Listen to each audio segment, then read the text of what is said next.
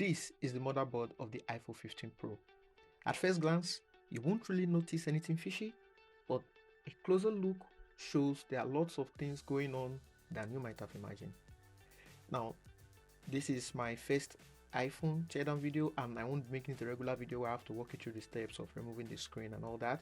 My interest is about complaint from lots of teardown videos where the replacement part from another iPhone 15 won't fit in well, won't actually work in another iPhone 15 or similar model.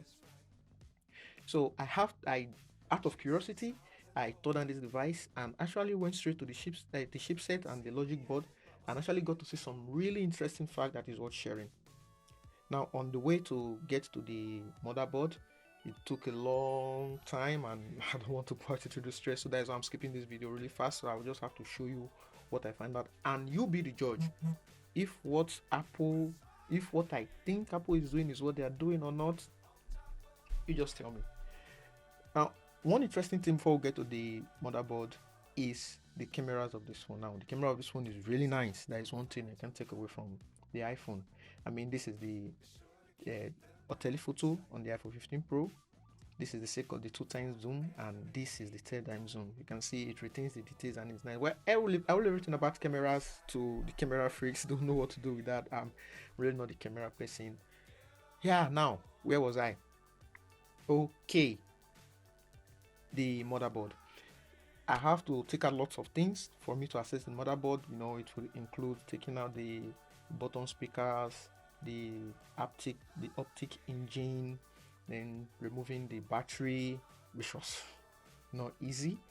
Then it also comes with lots of screws. Like on the iPhone alone, there are 3 different sets of screws holding different components on the iPhone. It's just insane how Apple is using screws to bash this device. Man, no more, I almost give up.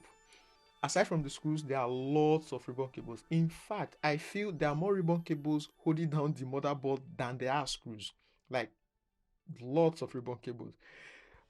Now, this is not easy.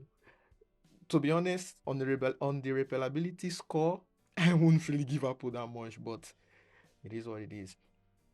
Now, this is the motherboard, and beneath the motherboard, there is also a ribbon cable that I think is connecting the either 5G millimeter wave or the wireless. I think the wireless charger. So whatever, but there is still a ribbon cable. Now, this is the motherboard. A close look at the motherboard, you won't see anything, but then I had to zoom in, and I noticed there are serial numbers for each of the chipset components of this device. Now, I might be wrong, I don't know, but I also took a close look at other iPhone 15 Pro that was torn down by other creators, and what I noticed is that there are differences in the serial numbers of this device.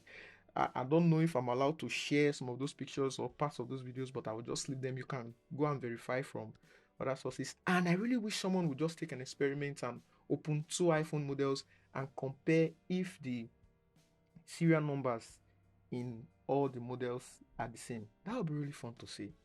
But I think because Apple is marking the motherboard, the components in each of the iPhone, it makes it difficult, and I think those codes are hard coded in the software of the device, which makes it relatively difficult or practically impossible for you to swap one component to the other. And as a bonus, I did a bench test. Now, as you can see, the phone is really solid and nothing really happened. But then, what do you think?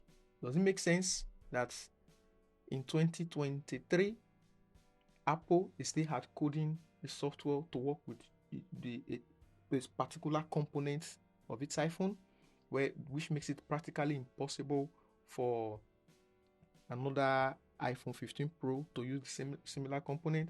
Now, there are pros and cons to this. Yes, there are pros and cons to this. On the one hand, you will have repairability activists who say Apple should make it repairable and easy access to the component and all that, which is fine. I understand that argument, but then again, Apple is always interested in security. So making it out there where everyone could just get access to the component means there might be duplicates and fake. So, you know, so I can still understand that from the Apple's perspective. But then tell me what you think. Do you think the serial number on these devices are the same, different? Why is Apple hard coding it? Do you think it's a good thing? It's a bad thing? I would like to know your opinion in the comment section below. And yeah, I did a gaming test for this device, and I'll be bringing that up in my next video where I'll explain the performance of this phone over a period of time. Alright guys, it's me, the Inside Man from TechRan. And don't forget to hit the subscribe button and turn on the post bell. Thanks for watching, and I'll see you guys on the next one.